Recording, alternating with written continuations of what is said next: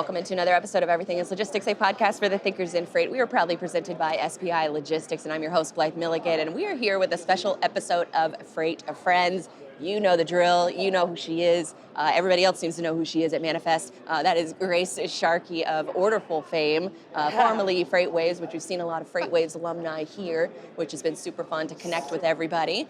So yeah, welcome. How are you liking? Is this your first? No, it's not your first world because you've actually been traveling a ton doing conferences. But this is like the first time I've gone to Manifest and okay, before I go to Manifest, I'm a reporter, so I was like it's kind of chill, you know, like you get the interviews in, you go, you walk around, you enjoy the show a way a tourist would enjoy a city, you know, but now it's like, oh, I've got to bring leads in, you know, it's a different situation when you're representing a brand and figuring out, okay, how do I make this not about me and make this about them, you know? And so maybe even leveraging both of those though, that's the cool thing. I think coming to this show as my team has been very help us meet people and kind of leverage the network that I've been able to grow for so long. But there's also that nervousness of what if no one says hi to me while I'm here? And it's I lied about this network the whole time. So well, you don't have to worry about that because you literally cannot walk down the hallway without being stopped every 5 feet. I've been avoiding that hallway all morning because of it. And it's just, it's been great. Our booth is in a perfect spot. I'm just a perfectionist. I'm starting to realize making sure everything's set up perfectly. No cords are sticking out in weird places. Shout out to mother issues, you know. That's what I was telling someone earlier. It's I think it's just, the perfectionist comes in at this point, but it's a big show. I mean, Pam told us 8,000 people here this year. And so how do you, from a marketing standpoint, make sure you're talking to the right people are coming to your booth? And I think, over the last year, just traveling, it's really cool to see how people respond to your booth, what they're looking at. And if I had to compare our booth from the first show I did, which I want to say was our NetSuite, Suite World, compared to this one, it's we have to say EDI bigger and more and logos everywhere. And so it's almost like A/B testing in real time. So do you work with a firm to help design the booth, or are you doing it yourself? Me, baby. No. So we have a kind of a team. We have a couple of graphic designers that we contract out to, but no, actually it's me and Natalia designed this booth. We had, we have some stuff that we built for our website and the same graphics we'll use in different places. But it's, it's the messaging that we worked on. And for me, I think just logos is big at this event in particular, showcasing the network of other companies you work with.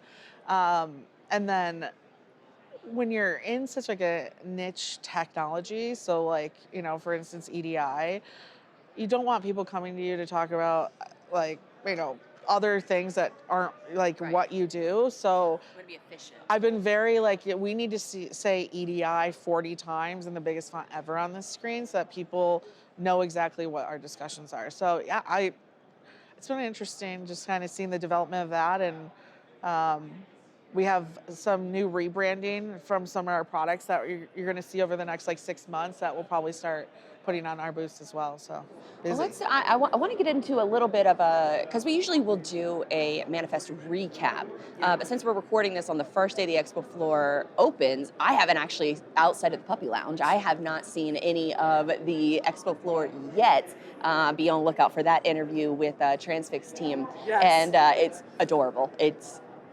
Thank you to the puppy park and Claris for hooking us up with that interview with very talented puppies, crawling all over us. It was fantastic. The puppies are talented here, I'll tell you that. They're paid actors also Exactly. because they just sat on my lap perfectly the entire time, did not make a fuss, and yeah, it's 10 out of 10 experience. Every time I whip my hand around my face, I get a whiff of puppies again, and so I just get a little distracted. Okay, yes. I got a little off course because what we're going to be talking about in this show is I ran through, so I took all of the agenda topics because there's the expo floor at Manifest, but then there's also all of these fantastic talks Totally. going on that I never seem to catch. So I watch the recap videos. I'm one of those weirdos that will watch the recap videos afterwards in order to see a summary of the talks that I missed. So I just went through the list of what the agenda looks like, and we got we have 4 of trends that we're seeing as far as the agenda topics are concerned. So I thought we could just do a little a breakdown of each of those. And the first one on that list is, I mean, seriously, drink every time you hear this phrase, and you'll be passed out within 2 hours. Yes. But AI is probably the biggest phrase you're going to see and hear throughout this entire conference. But it's going to take up a level to the agentic AI. Yeah. And so, do you roll your eyes when you hear AI, or do you roll your eyes when you hear agentic AI? You know, if you would have asked me this question literally like a couple of years ago or even last year, I would have probably rolled my eyes.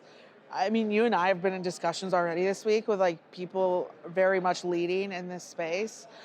I think that, and maybe if you're not using these tools, then you might not know this, but there are big companies out there who are just AI agent dueling their freight already in very large companies Yes. that you've heard of.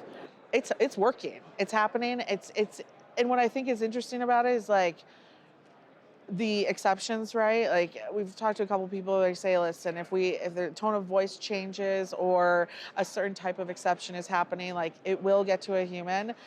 But when we're talking about like negotiating rates, which at the end of the day is a math problem, those agents are taking care of it. And it's like, it's the bots talking to each other and Negotiating contracts with Yes. each other. Yeah. And you would think I would never want a bot to do that, but Yes. the person that we were talking to, we won't reveal the name just in case it was a confidential conversation. Yeah. But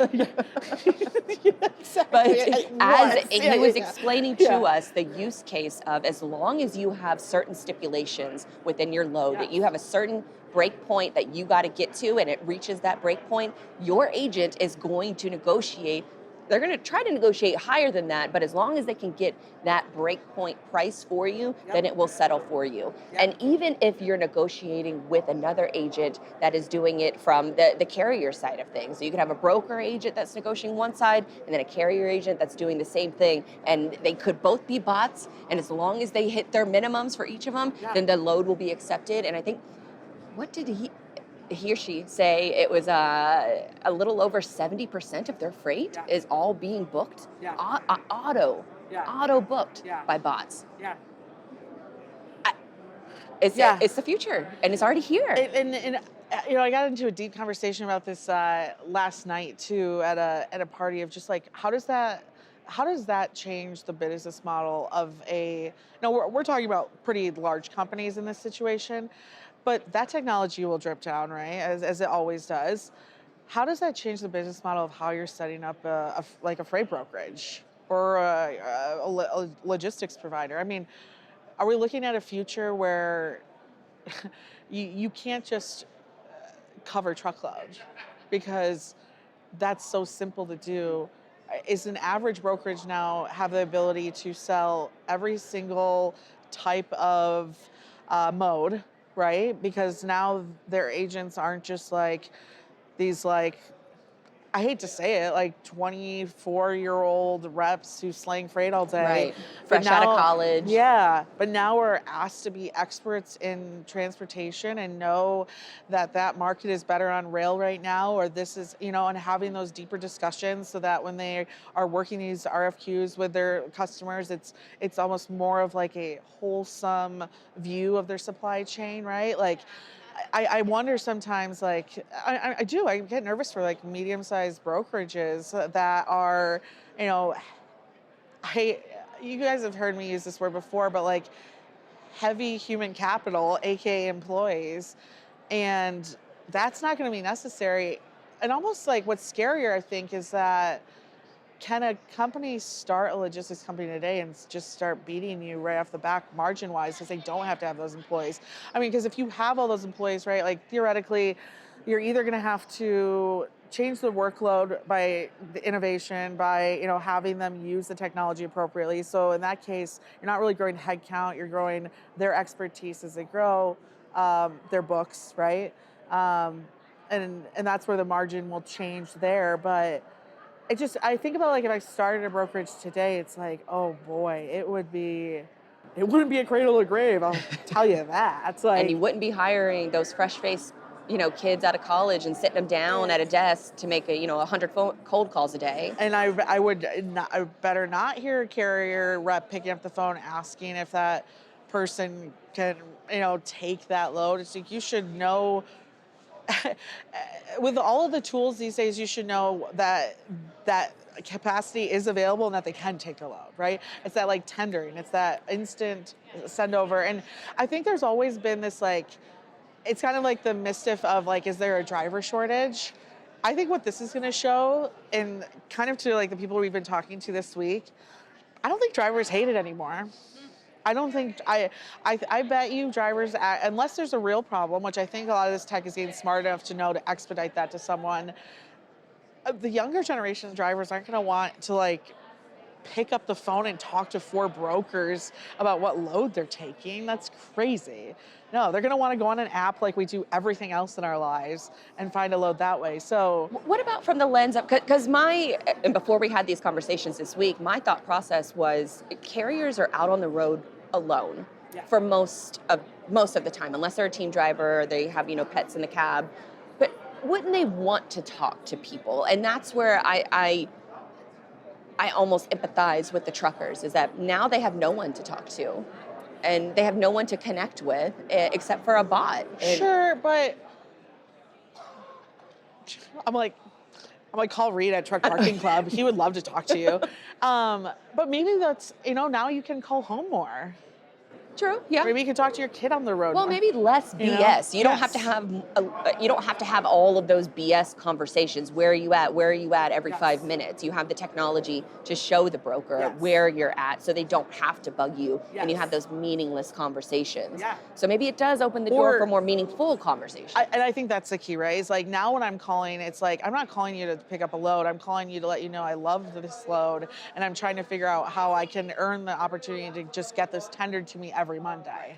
Yeah, true. But like in terms of like the whole like, oh, they picked up the phone and heard a robot voice and hated it. I don't think that's happening.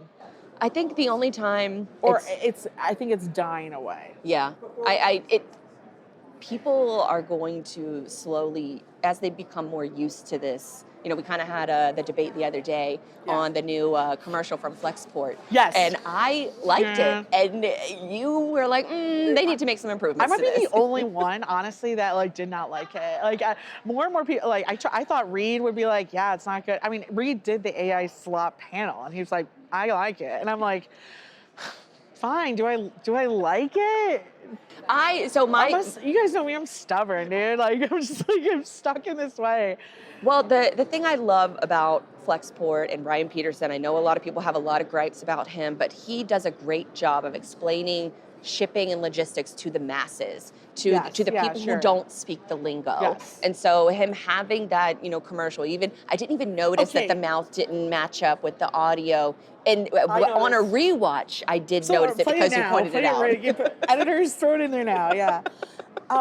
Okay, but here, let me like push this back to you. To your point of like, to the masses, help everyone understand. But is the masses their customer profile?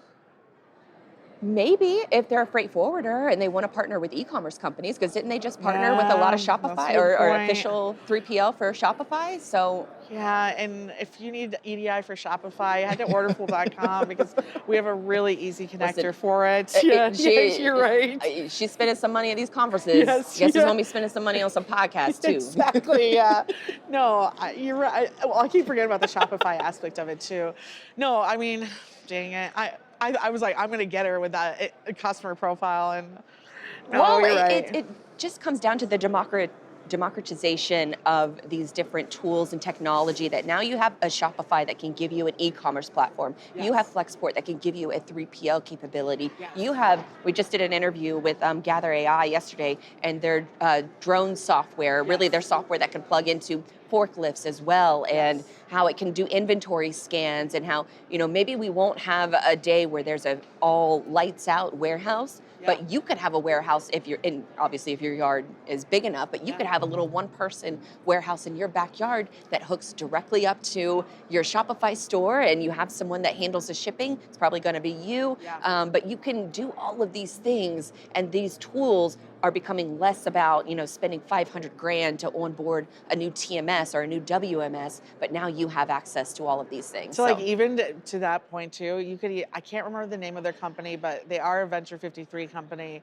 And then to that point, you could also sublease like a drone situation and deliver on drones too. We talked about this on our drone episode, and we talked about the kiosk that China has, where you can place a food delivery order, go to the kiosk, and the drone drops it off on a landing pad on top of the kiosk. I think we are 5 years tops away of homes having their own landing pads for drone deliveries. I think it's just gonna be a $100 kit that you get from Amazon, and they'll be sending drones or zip line, and they'll be dropping stuff off right at your house within 2 hours. I do love that too, because I love to save on rent. So I live in a neighborhood, that, it's gentrifying. We could say that. And it'd be nice to like set that up in my backyard and just know my packages are being delivered on my back porch when I'm gone and not like my front porch. Oh no, she's right. I guess Per the usual. Do I actually like the Flexport commercial?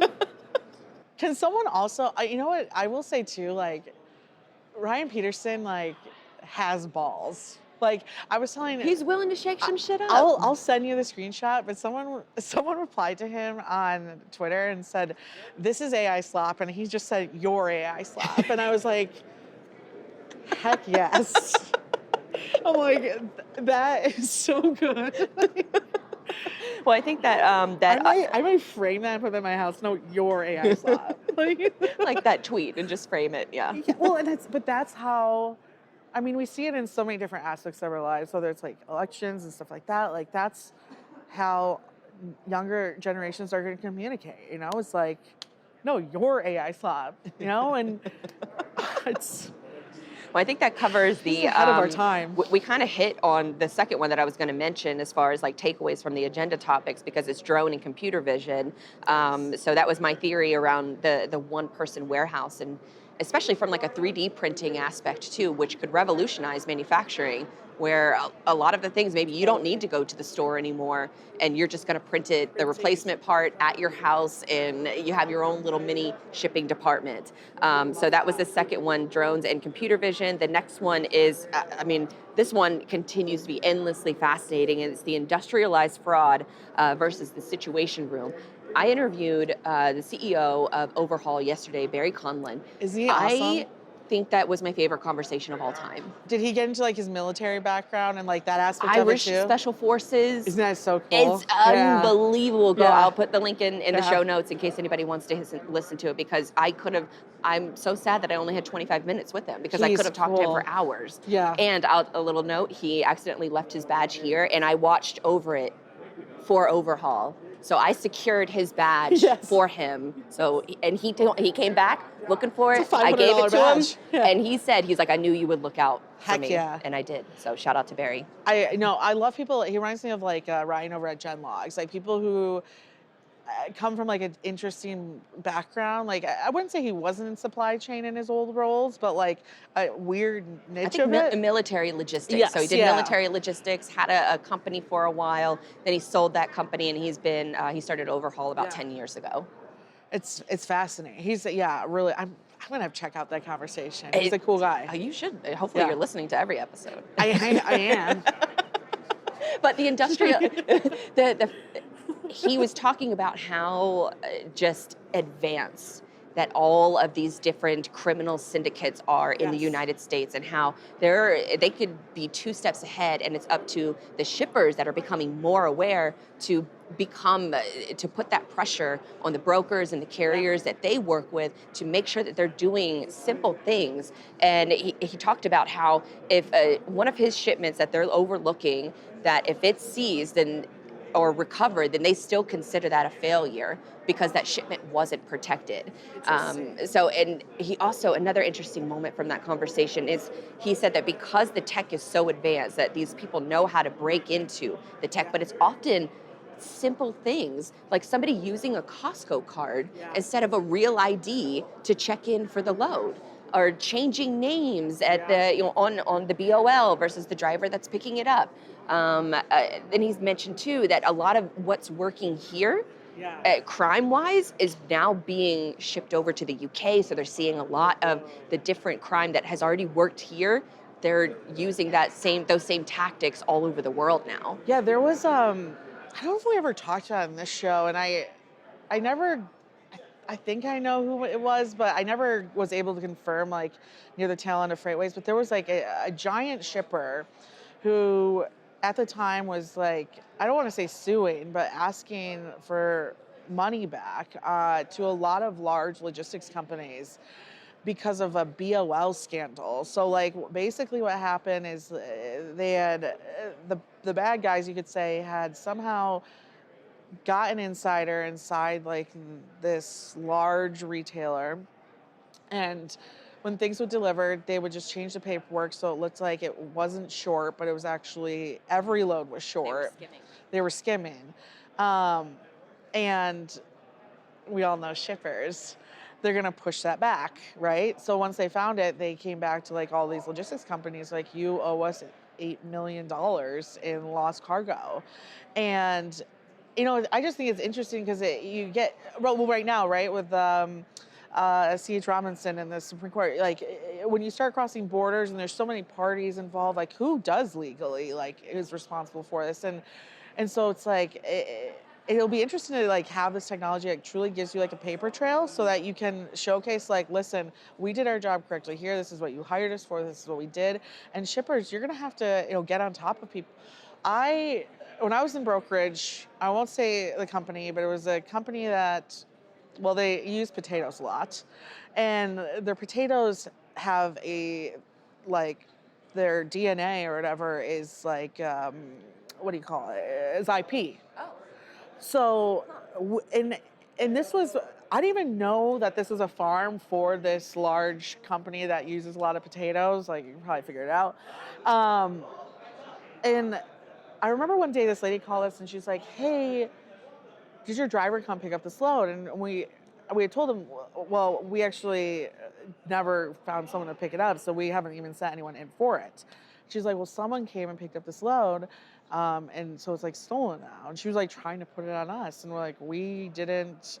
And I remember telling her, like, do you have camera? Like, first off, you have to prove something was stolen. You can't just be like, I had an issue with even the same thing with like a prison load. They were saying like a pallet didn't deliver correctly, and it ended up being like this whole ordeal because in order to prove it, like we'd have to get the FBI involved. So it was like, but for that potato shipper, she's like, well, it's a special potato. If it gets out there and like someone gets its DNA, like it's our competitive advantage. This was like a farm who would just let anyone roll up to it. No, literally, like the check-in process was like, hey, Jim Bob, I'm here. Like, they had no cameras, they had no sign-in. So they couldn't even like prove who even physically went in there and picked up the load. And so like that's where I'm like interested in the shipper side, is like, where are we going to start to see like more them themselves like take I don't want to say responsibility, but put maybe these like thresholds to make sure they're even safeguarding themselves. Because I remember just being like, oh my God, like, well, anyone could steal this person's potato recipe. Like, you know what I mean? If that's how this situation's run. What we kind of saw after, sort of a BC and AC now, before COVID and after COVID, but after And this COVID, was before, yeah. So after COVID, what you're seeing is, the supply chain executives are getting a seat at the boardroom table. And now what Barry was saying is that it's not just supply chain, but the fraud specialist team from supply chain is also a seat at the table now. And So some of the cool. smart shippers are employing that process Yeah. and then pushing it out to all of the people that they work with. And it's all of these preventative measures, and then ultimately, they, you know, want to prevent the load from ever being stolen. Yeah. But then if it does get stolen, having that situation room, working with law enforcement teams all over the globe in order to retrieve it and helping law enforcement understand how to use this different technology, because a lot of it they just consider petty theft and that Yes. there's nothing that they can do. Yeah. But now with Overhaul providing those kind of resources to law enforcement, they can be a little bit more preventative, but then also preemptive, where if a Yeah. load does get stolen, I think within like the first 100 miles or something is where the overwhelming majority of the loads get stolen after they get picked up. And so Yeah. being able to have some kind of tracking technology within that radius helps recover loads as well. So smart. All right, last one Nice. on this list is ocean integrity and predictive trade. Visibility is always, I think, just for like the last 10 years has been such a hot topic. Yeah. And it feels like, have we already reached peak visibility? But from my conversations, we have not. We barely scratched the surface as far as visibility is concerned. I would almost, and maybe like the best way, I think we're nowhere close to like using that visibility for like a good purpose too. It's like, okay, I think one, there's a lot of data issues still with visibility where it's like, is this really showcasing the capacity in its correct form, right? Like, um, do I still, I was just talking with Flock Freight, like, is there still, 4 pallets of space that we can use? I think, I wonder if we're actually at a point where we have the visibility tools in place, maybe the data is finally flowing well. Are we executing that information correctly, right? Like, are we using the capacity in an area to the best of its capabilities? Um, and to maybe when I talk visibility data, I think to the point that we started off with the AI agents, like that's a execution of visibility data, right? To be able to negotiate the rates and know, okay, Well, I it's know that. so it's from the ocean side of things, it's from the warehouse side of things. So inventory counts, where is my stuff? When is my stuff going to get to me? But the biggest gap still remains is with carriers adopting visibility solutions. 90% of 90% of all carriers have 7 trucks or fewer, Yeah. and so this adoption of technology has been really challenging for them, and they're kind of the end piece to the visibilities or to end-to-end visibility. Yes. So it really just depends on, are the carriers going to adopt this technology and maybe seize the day and protect their future by Yeah. adopting, greater visibility, additional AI agents, and really challenging themselves to rethink their processes and adopt, because change is so hard, Yeah. especially when it comes to tech, especially at the rapid evolution of tech over the last handful of years. It's very difficult, I think, for a lot of people to keep up, but I still think it's important to mention that we are still so early to all of this. And if Yeah. you're building AI agents today, just know you are in such a small minority, but this is literally the future of new information era that we find ourselves in. Well, and it's always that adoption curve too, and with that adoption curve comes the cost of that technology will come down too. And so I wonder where we are at that curve. Is it becoming easier for them to invest in? I will say, and I think I've brought this up to you like this week. The interesting about being more on the SaaS side of things, and I think, Orderful, we have a lot of retail clients, right? But we also do have a lot of great transportation and logistics providers. Those business models, those margins are completely different. And so when you're talking to a retailer, I think it's easy to show the ROI of some of these technologies.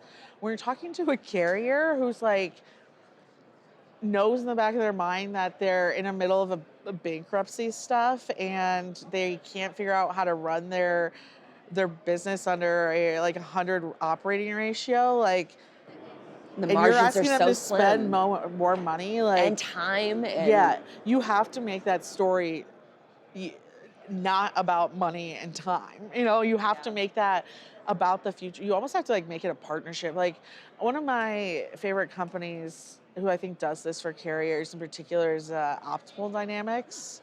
Um, they worked with is it BCB? Oh, then they sold. Oh yeah, BCB got sold Yes, to, but I forget the our name. buddy down there, yes, he worked with them really, and they did a really fun case study when I was at FreightWaves where when they came into his company, they had, I think it was on Tuesdays and Thursdays, the technology was the only thing allowed to book loads. And on Monday, Wednesdays, and Fridays, the dispatchers were able to do the way they do things. And, you know, they're like, fair competition. Who doesn't like a competition, you know? And if I remember right, it was like a couple weeks into it, they started to realize like, oh, when this thing's booking for us on Tuesdays and Thursdays, we actually make more money as dispatchers. And so like they set it up to like basically prove to them in real time like what they're missing, and then slowly they're able to expand into the full operation because they basically were like, here, like, you know, make me eat my words then if this is wrong. And Rick Larkin over at that's BCB it. Transport. Yeah, I'm like, That's it. yeah. Well, I know they sold to a different company, but Yes. BCB was one of my first website clients like, for Digital Dispatch. Yes, yeah, and yeah. so we did a lot, and I remember visiting their facility. Even back then, you know, he was very much like pro technology. He had TVs everywhere tracking the weather and trucks, and but also very driver focused. They had one of the best safety scores, and so he was very much about the culture and providing a tech positive culture for his drivers. I think that was just a good use case, or a case study maybe for the rest of the carriers to kind of follow, that you can do both and still maintain a profitable company enough to sell it off. I know we only have we're in a podcast booth right now, and we're on a scheduled time until 1 o'clock. We just hit 1 p.m., but I don't see anybody else around us that's wanting to like take it over. So I do have a chat at 1:30, but we can go like another 10 minutes or so. Perfect, because you had a great idea about taking part in this trend of 2016 versus 2026. You've probably seen it around on social media. While we were talking, I just asked ChatGPT to tell me some of the big stories that were happening in 2016 compared to 2026. So I think this is a good jump down memory lane, that in 2016, what trended in supply chain were e-commerce and the last mile panic. Retailers were still trying to find the right last mile partner as e-com climbed and consumer expectations sped up. Walmart, I think, in that year bought Jet.com, and that was like their big, we're going to fight against Amazon play. Not about Jet.com. Yes. Wow, yeah. Interesting. Okay, so second one, which is maybe kind of related to that, omni-channel as a buzzword, not a bloodstream. So buy online, pick up in store was cutting edge. Systems were fragmented and stitched together with duct tape. So that was the second one. So maybe the omni-channel approach, Target, Walmart. Here's one that we touched on earlier. 2016 was the year that Zipline was the first drone company to get the FFA or whatever clearance to start moving meds in Africa. Oh, interesting. That was like the first, and then, because remember, like all the drones couldn't get like clearance, and they're like, oh, well, if we don't do it in the United States, then we can make it work. So they were like the first ones that took off in Africa, and they were delivering blood to Rwanda. Yeah, yep. Mm-hmm. And now it's been so successful, because I think they just released this recently, that it's been so successful with delivering blood that they actually have had to cut back on those deliveries because it's been so successful. Good. And so what a great outcome. A business line that they were proud to cut back on, which I thought was such a really cool marketing story that, you know, some more nefarious companies probably wouldn't do that, but Zipline did. Really cool company. Third one on this list is digitization was happening, but mostly as point solutions. So forwarding and logistics digitization existed, but it was early and uneven. So you had a lot of portals, not a lot of orchestration. So that one is kind of meh. Here's one that I thought was fun from 2016, and this is like very niche, so you might not remember this, but do you remember to talk about like global capacity, do you remember the company Hanjin?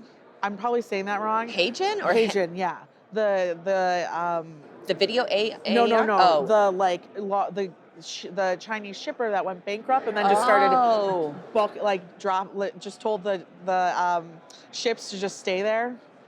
Wow, it's kind of like when a trucking company goes out of business. Like, park your truck on the side of the road. They just dropped, so there was all these ships outside of Vancouver and I think LA that were just dropping anchor and leaving? They just left, yeah. Wow. What happened to the merchant mariners, do you know? I know. I want to say they towed those puppies somewhere. They took all the freight and they just towed them away. So there was a big capacity. Oh, this is the big one that I had emailed you about. That was I thought a big deal. 2016 was the year that the Panama Canal finished its expansion. So shout out to Houston, because the port of Houston, right, that was the biggest, probably honestly Houston, maybe even Savannah a little bit Louisiana. too. Yeah, Louisiana, because it was now became competitive against how quickly you could get to Miami North America. too. So Miami, New Orleans, Houston, anywhere in the Gulf. To shout out to sonar. I mean, one of my favorite sonar charts, because I think it's just such a cool way of looking at it, was it has a different name, but I used to always call it the Panama Canal Index, and it would shift throughout the year, and it would tell you if it's cheaper to go to LA or to spend the extra day or so and go to Houston, and so I look back and it's wow, if that didn't happen, it probably would have never been Houston, right? And now I think do the Chinese still even own the Panama Canal? Didn't they flip that last week? Well, what they were trying to do is they were establishing different offices or control points around the Panama Canal, and since the U.S. built the damn thing, so they were they shut that shit down. Because there's been a lot that was a couple weeks ago, right? It was this year. I know that it. The administration had started talking about it, that this is something that we needed to look at, and then they shut that shit down, and China kind of gave up very quickly in regards to that, and Panama said, all right, we're going to, caught us red-handed. Whoops, can in the cookie jar. Yeah, whoopsie. But hate to see it. but that's the amazing thing about global trade, is that all of these different choke points all around the world, and how militaries throughout the course of human civilization will protect those trade lanes and those different contest points with an army, with ships. We didn't even know the Suez Canal could break down. Right. Which is such a funny thing to look back at, remember that? Remember that happened? I remember that story. That's 2020. I remember Kim writing that story at FreightWaves, and it because I always work late because I'm an idiot, and it going through the thing, and I was Kim, because I think it had just hit Twitter. So it definitely wasn't on CNN or anything. And I was like, Kim, what are you writing about? And she's like, yo, this ship is trapped. And it was 6 o'clock at night, because I remember being ready on the radio. And yeah, dude. Well, that was the Suez Canal, but then think about it. We had, of course, all the other issues that we had around the Middle East for. Wars and, obviously the conflict that goes on there. Are we just always in a black swan event? Yeah, we just know about it more because of social media. You're right. I've been following a lot of anthropology podcasts and trying to. I love anthropology. I probably should have been an anthropologist, but just understanding the reasons why humans do certain things and what we care about nowadays versus what we maybe cared about 20 years ago. As we're talking about 2016 versus 2026, and it is. We only have the capacity to care about so many things, but now we're bombarded with you used to only care about what happened in your village and your tribe, but now we're bombarded with all of the world's tribes and conflicts, and it's overwhelming, and I think it's driving people a little freaking nuts. Yeah. You can clearly see it playing out on social media, whether or not those are bots. I put my phone on Do Not Disturb, and people make fun of me for it. It's kind of a thing at Orderful. They make fun of me for it. They're like, "You're always on Do Not Disturb." Yeah. It's because I don't need to be disturbed. That's what Slack's for. Exactly. Yeah. I will answer you during certain time frames because even from a mental capacity, you only have bandwidth from an evolution standpoint to care for about 150 people. Anything more than that is overloaded for our brains. You're in my top 150. Of course, I better be your top 20. Heck yes. Yeah. You're in my top 20, dude. All right, Yeah. last one here because we still haven't been interrupted yet, and we got to go eat lunch because I haven't eaten a full meal in days. The last one on here for 2026 or 2016 trends is risk equals supplier scorecards in insurance, not a real-time function. Visibility was often shipment tracking, not end-to-end risk sensing. Which we still kind of don't have that, but maybe on the God. ocean side of things, but definitely not on the carrier side of things. If I could go back and like invest in insurance in 2016, I'd be so rich. You know what? Yeah. Berkshire Hathaway figured it out. It's like, The picks and the shovels, that's what you got to invest in. Yes, exactly. It's 100%, right? One day All we'll right. get it. Anything else you wanna add for this manifest? I guess recap episode. It's the first day. Here's the recap. Great show. More people here than ever before. A lot of tech companies, a lot of platforms. I'm excited to learn more about. And oh, congrats to Manifest too. They've announced they're Europe. They're going into Europe. Yep. So we potentially, Orderful might be doing that too. So Hell yeah. yeah, I got my passport. Let's do it. Awesome. down. Well, that Yeah. does it for this preview / recap episode for Everything is Logistics. Hope you all enjoyed this one, and we'll be sure to check out all of the other interviews and content that we recorded right in this same booth. So all of those will be posted in the show notes. Maybe not all of them, but you know where to go. You know where to find them. Follow the show, YouTube, podcasts, wherever you get your content from, especially from Everything is Logistics. And thank you guys for tuning in, and go Jags.